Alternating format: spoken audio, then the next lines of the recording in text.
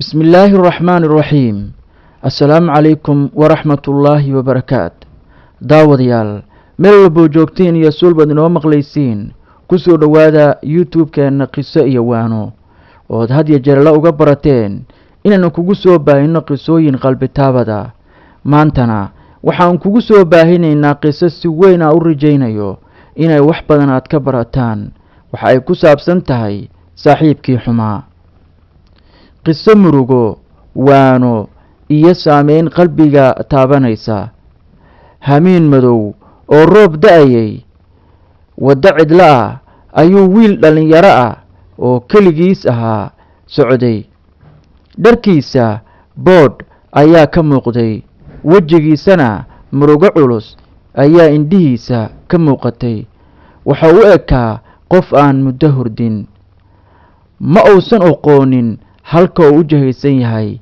qalbigiisuna kama muuqan wax deganaanshaha mana hayn wax rajo badan oo ku saabsan noloshiisa mar kasta oo uu tallaabo qaadayay wuxuu xasuusanayay hal su'aal oo qalbigiisa gubaysay sidee ayaan sidaan ku noqday laakiin sheekadu kuma bilaaban murugo waxay ku bilaabatay iftiin iyo rajo wiil wanaagsan oo lagu magacaabi jiray cabdiraxmaan wuxuu ahaa wiil dadka oo dhan ay jeclaayeen masaajidka waxaa looga yaqiinay nin aad u akhlaaq badan waxa uu sidoo kale lahaa cod wanaagsan oo uu ku akhri jiro qur-aanka si macaan iskuulka wuxuu ahaa arday dadaal badan macallimiintiisuna waxay odhan jireen mustaqbal wanaagsan ayaa leedahay oo ku sugaya hooyadiis xaawo waxay ahayd haweenay sabool ah laakiin qalbi wanaagsan leh subax kasta suuqa ayay qudaar ku iibin jirtay si ay wiilkeeda waxbarashada ugu dirto mar kasta oo ay dadka la hadasho waxay odhan jirtay wiilkayga ayaan adduunka ugu noolahay cabdiraxmaan markuu hadalkaas maqlo qalbigiisa farxad ayaa buuxi jirtay laakiin mararka qaar burburka nolosha si tartiib tartiiba ayuu u bilaabmaa saaxiibada cusub maalin ayuu iskuulka ku bartay 3 wiil oo magaalada caanka ah dhar qurux badan ayay xirnaayeen lacag badan ayay haysteen dadka qaarna way ka cabsadaan midkood oo lagu magacaabo sakariye ayaa yidhi cabdiraxmaanow nolosha iska raaxayso aad baad isugu adkaysaaye marka hore waa uu ka fogaan jiray wiilashaas laakiin maalin ayuu la fadhiistay hal fadhi hal sheeko iyo hal qosol kadibna maalin kasta cabdiraxmaan waxa uu bilaabay inuu salaada uu dib u dhigo hamiinkii dambe ayuu guriga yimaadaa xilli dambe mararka qaar been ayuuna hooyadii u sheegayay xaawo qalbigeeda waxbaa galay hooyo qalad aad samaynayso marna kama qarsoomo laakiin iyada oo og tallaabooyinka aad qaadayso ayay haddana isku daydaa inay kula meeraysato oo ay ku tusto mar uun sidii wax kuu fahamsiin lahayd qalbiga oo isbedelay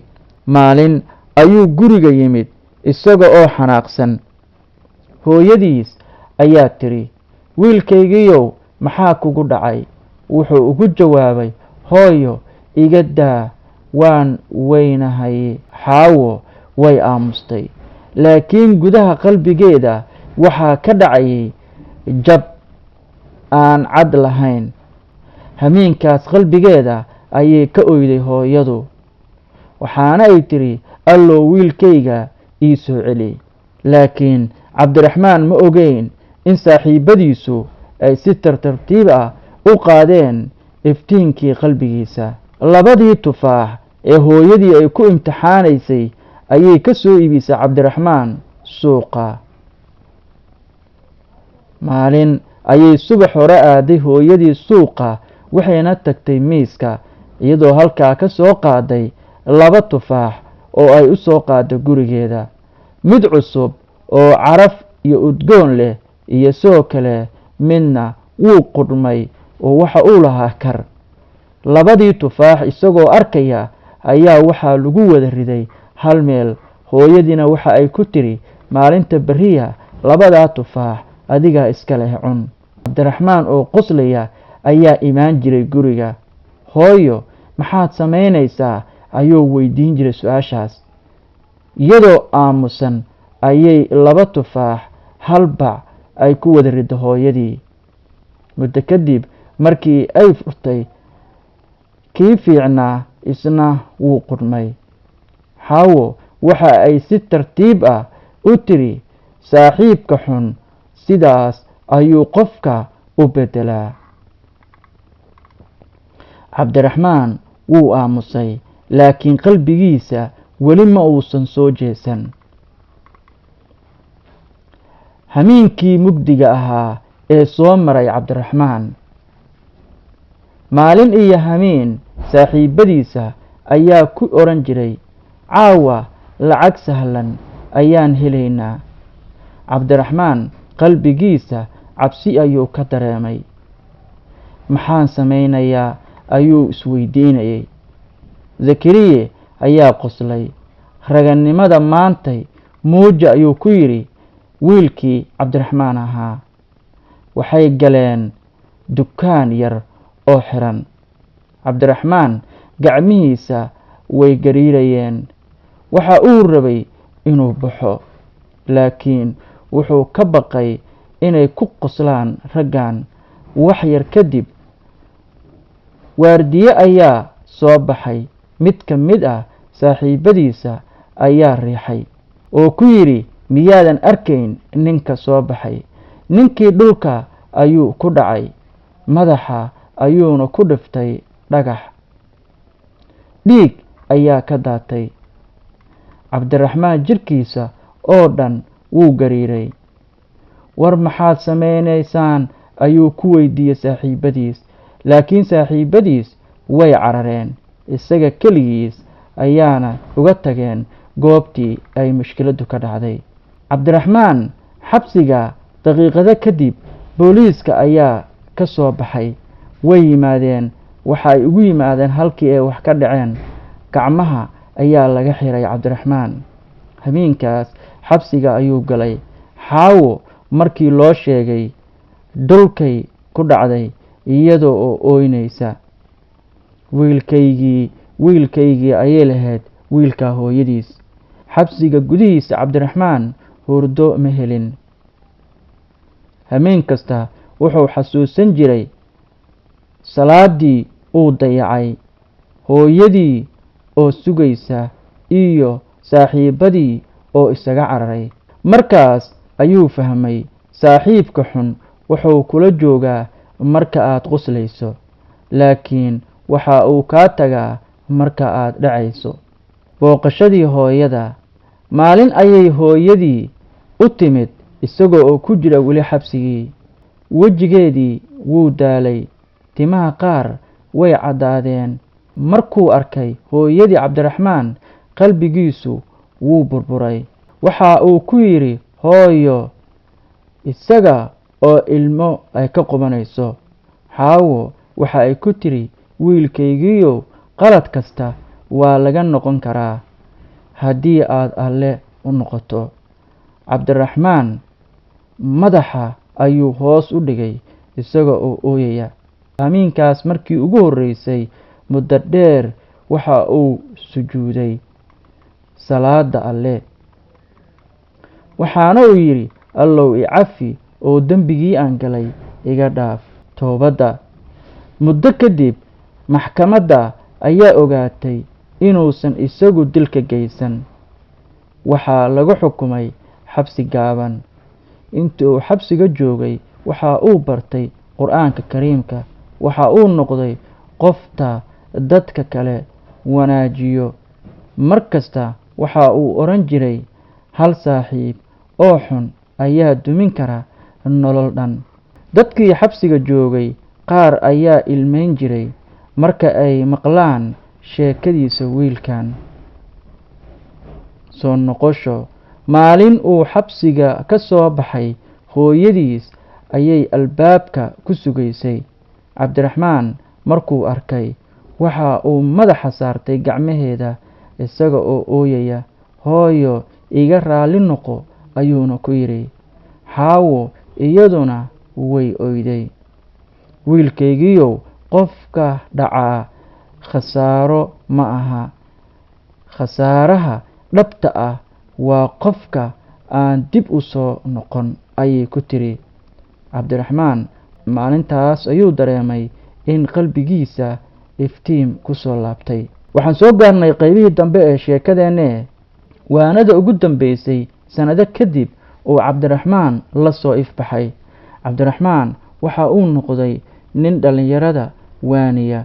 Waxa uu booqan jiray iskuulada, masaajidka, markastana waxa uu oran jiray, saaxiibkaagu waa jihada noloshaada. Haddii uu wanaagsan yahay, wuxuu kuu furayaa albaabka guusha. Laakiin haddii uu xun yahay, si tartiib tartiiba ayuu kuu burburinayaa adigoo dareemin. Aad baadna ugu dhici doontaa god. Markaas ayay dhalinyaro badani ilmey jireen. Hadalkaasna uu saameyn weyn ku yeelan jiray markuu si gaara ugala hadlo qisadiisa. Maxaa yeelay qof walba waxa uu leeyahay saaxiib noloshiisa bedeli kara. Laakiin su-aashu waxay tahay, saaxiibkaaga ma kuu wadaa iftiin, mase wuxuu kuu hogaaminayaa meel mugdi ah? Adiga daawade, maxaa kaaga baxay sheekadan? Miyay kuu muuqataa inaad weli haysato fursad aad ku kala saari karto saaxiibkaaga xun iyo saaxiibkaaga wanaagsan? Talo iyo waano ku socota dhammaan dhalinyarada. Dhalinyaradu waxa ay haystaan waqti aad u qurux badan. Nolosha ayaa waxay u tahay bilow, laakiin sidoo kale waxaa waqtigooda la leh kuwa khatar badan ku haya oo saaxiibo la ah, kuwaas oo aan marnaba iyagu danaynayn in ay hagaajiyaan saaxiibadooda, balse qof walba oo dareenta danaheeda maalintaas ayay kala haraan. Qofka aad la socoto waxa uu samaynayo noloshiisa waa inaad ogaato. Haddii saaxiibka uu kuu sheego salaada dib u dhig, waalidka codka kor ugu qaad, waxbarashada iska daa, waqtiga iska lumi, ogow inuusan kuu rabin guul.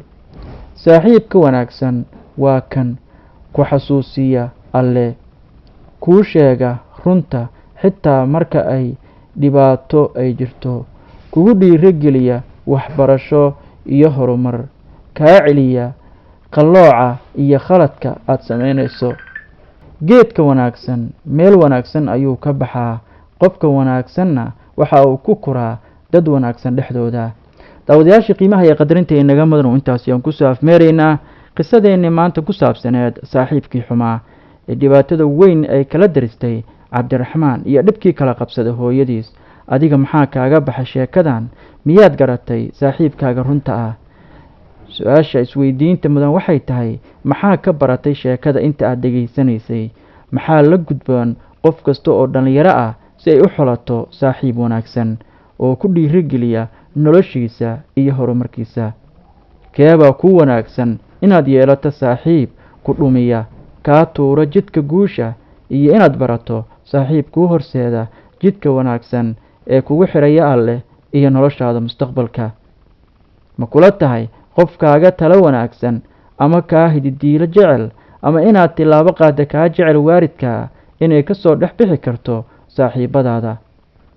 Hadday tahay sidaas oo sidaas kuula muuqato, inala wadaag cidda kaaga jecel badan oo kaa horumar jecel inaad gaarto waalidkaaga ee aad xiriir la samayn karto. Adiga oo dhalinyaro ah, maxaa kuu diiday inaad u dhaga nuglaato hadalka waalidka si aad u ogaato meesha wanaagsan oo aad gaari karto? Ogow, markasta waalidkaagu waa iftiinka noloshaada. Intaan mar kale kulmayno, intaas ayaan kaga tegayaa. Fadlan subscribe, like iyo share na siiya. Mahadsanidin.